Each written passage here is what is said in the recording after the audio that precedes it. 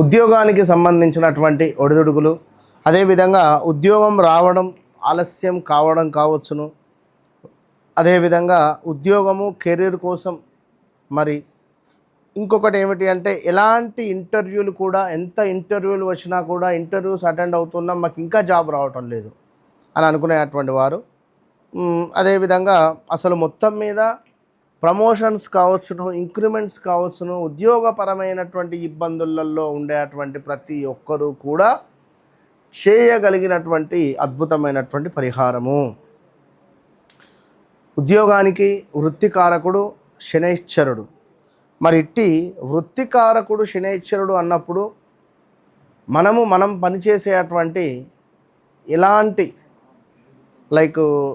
పనినైనా కూడా తిట్టుకుంటూ బాధపడుతూ వర్క్ అనేటువంటిది చేయకూడదు. అదేవిధంగా కృతజ్ఞతా భావంతో మనము ఎప్పుడూ ఎల్లవేళలా ఉండాలి.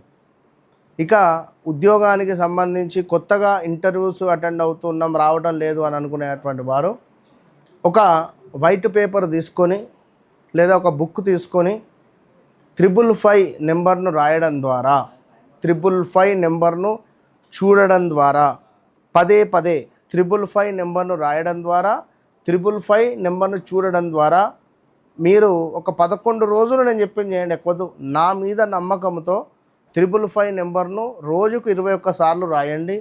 అదేవిధంగా 555 నెంబర్ను రాసి మీ మొబైల్ వెనకాల పెట్టుకోండి.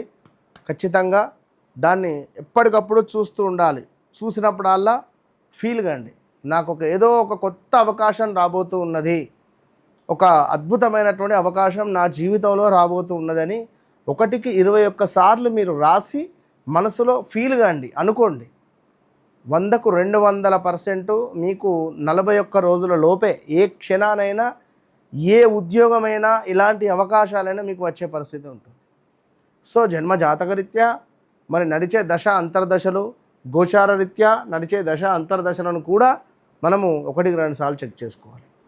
ఇక్కడ గోచారంలో ప్రజెంట్గా